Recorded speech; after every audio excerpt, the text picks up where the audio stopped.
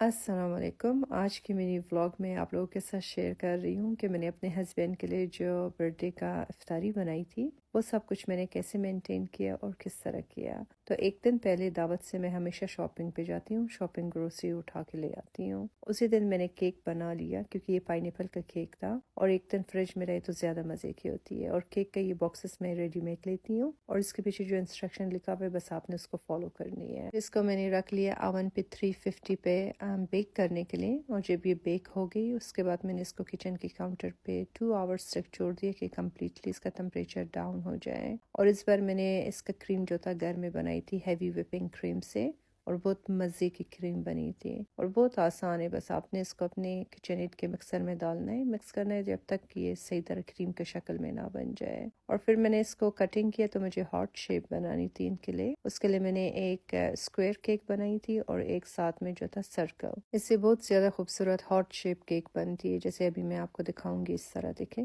बिल्कुल आसान और ईजी। और फिर उसके बाद इसको मैंने काट लिया और फिर जो केक का बोर्ड मिलती है आपने एक लेयर अपना केक का पहले वो रखना है, उसके ऊपर बहुत सारा पाइनएप्पल जूस ऐड करनी है और फिर उसके ऊपर ये जो मैंने होममेड क्रीम बनाई थी ये मैंने ऐड किया। और फिर इसके ऊपर जो है मैंने ऐड किया पाइनएप्पल की छोटे छोटे चंक्स। ये भी रेडीमेड वॉलमार्ट में जो मिलती बस वही आप ले लें। इसी प्रोसेस को आपने रिपीट करनी है और फिर इसको अच्छी तरह से क्रीम के साथ कोट करके फ्रिज में फिर मैंने रख लिया। बाकी काम फिर इसका मैंने अगले दिन किया जो आगे आपको दिखाऊंगी। फिर जिस दिन दावत थी उस दिन सुबह मैंने 10 बजे से कुकिंग स्टार्ट किया था। तो सबसे पहले मैंने साग बनाया। साग के लिए मैंने ऐड किया ऑयल, नमक, लहसुन। इसको कवर करके आपने कुक करनी है। जब इसका पानी जरा से निकलने लगे उसके बाद आपने इसको अनकवर करके मिक्स करना है। चूल्हे का फ्लेम तेज करनी है जब तक ये सारा ऑयल पे आ जाए और कम्प्लीटली कुक हो जाए। फिर आपने इसको कवर करके साइड में रखनी है। और फिर उसके बाद मैंने बना लिया गोभी। उसके लिए ऑयल, लहसुन, टोमेटो पेस्ट, सारी ये स्पाइसेस इसको आपने ऐड करनी है अच्छी तरीके से। और फिर इसके ऊपर ऐड किया मैंने गोभी और इसको मैंने अच्छी तरह से इस ऑयल में कुक किया जब तक कि सारा मसाला इसमें इस तरह अच्छी तरह से कोट नहीं हुआ। फिर मैंने इसको प्रेशर कुकर में डाल दिया। 5 मिनट्स तक इसको प्रेशर दिया और उसके बाद बस निकाल के फॉइल ट्रेस में डाल दिया। फॉइल ट्रेस में इसलिए डालती हूँ कि मुझे बाद में ये बर्तन मेहमानों के सामने अच्छी नहीं लगती कि वॉश करूँ। तो डिस्पोजेबल अच्छा होता है, बस आप गिरा दे। फिर मैंने बना लिया फानी पुलाव का यखनी। उसके लिए लिया है लैम का गोश्त और साथ में मैंने ऐड किया ऑनियन, सारी ये स्पाइसेस और इसके ऊपर ऐड किया मैंने गार्लिक, पानी। और फिर इसको मैंने रख लिया प्रेशर कुकर में। जब सब प्रेशर बन गई इसको 35 मिनट्स मैंने टाइम दिया और उसके बाद हमारा यखनी भी तैयार हो गई थी। माशाल्लाह से बहुत ही मजे की यखनी बनी थी। चिकन 65 के लिए मैंने लिया गार्लिक एंड जिंजर और साथ में ऐड कर रही हूँ ऑयल। उसके साथ मैंने ऐड किया थोड़ा सा वाइट विनेगर, राइस फ्लावर, साथ में ऐड किया ऑरेंज फूड कलर, आची का मसाला और उसके ऊपर मैंने ऐड किया थोड़ा सा योगर्ट और साथ में ऐड किया 2 एग्स। इन सब चीज़ों को आपने अच्छी तरह से मिक्स करनी है जब तक एक गाढ़ा पेस्ट बन जाए। उसके बाद इसके अंदर मैंने ये सारी चिकन डाल दिया और इसको मिक्स करके मैरिनेट करके फ्रिज पे रख लिया फॉर 2 आवर्स। उसके बाद जो है मैंने काट लिया ये चिकन 65 के लिए जो सब्जियां काटनी थी और चिकन भी हमारा मैरिनेट हो गई है। साथ में मैंने काट लिया है अपना सैलेड जो कि मुझे रात को खाने के साथ सर्व करनी थी। और साथ में मैंने बनाई थी फ्रूट चाट, बहुत मजे की बनी थी ये फ्रूट चाट। और फिर जो केक का आधा काम रह गई थी वो मैंने कंप्लीट किया। तो इसके ऊपर एक और कोट मैंने क्रीम के लगा लिया और इसको अच्छी तरीके से मैंने नीट किया साइडों से। और फिर इसके ऊपर जो भी डिज़ाइन देना था वो डिज़ाइन मैंने इसके ऊपर ले दिया और बहुत मज़े का केक बनी थी।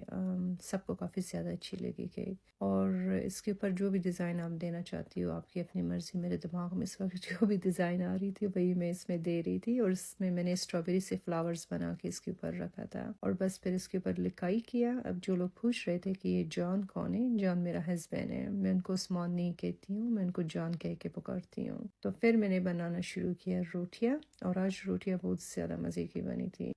तो रोटियां भी हमारी बन गई अल्हम्दुलिल्लाह। और फिर मैंने चिकन 65 को फ्राई करना शुरू किया। सेम एग्जैक्टली वही प्रोसेस जो इसका मैंने डिटेल से वीडियोस शेयर किया आपके साथ, मैंने वही प्रोसेस इस पे भी फॉलो किया और इतनी ज़बरदस्त बनी थी माशाल्लाह से। तो साथ में बस एक पतीला रख के जैसे ये फ्राई होता है उसको मैं अलग से पतीले में निकाल लेती हूँ। और फिर सब चीज़ों को मैंने मिक्स किया और फिर इसके ऊपर ये जो सब्जियां मैंने काट लिया था ये मैंने ऐड किया। और फिर इसके ऊपर मैंने ऐड किया ये ऑनियन और इसको आपने देर तक कुक नहीं करनी, बस 1-2 मिनट तक, ज़्यादा नहीं। और फिर मैंने इसको दिया स्मोक। अब जब आप इसको स्मोक देती हो तो उसमें आपने एटलीस्ट इसको 5 मिनट्स तक स्मोक दे दी, उससे बहुत मज़े की बनती है। फिर मैंने बनाना शुरू किया अफ़गानी पुलाव के ऊपर जो गार्निश होती है उसको मैंने रेडी किया, वो भी बस रेडी हो गई हमारे। और फिर मेरे हस्बैंड ने लेमलिक का काम शुरू किया। लेमलिक बहुत सिंपल रेसिपी है, आपने इसमें डीप कट्स लगानी है और इस पर सिर्फ नमक लगानी है और नमक का पाउडर बनाना है। और फिर उसके बाद आपने इसको ग्रिल करनी है। ग्रिल पे तब तक इसको आपने कुक करना है जब तक उसका कलर इस तरह ना हो जाए। और फिर इसको आपने अच्छी तरह से फॉइल ट्रेज में कवर करके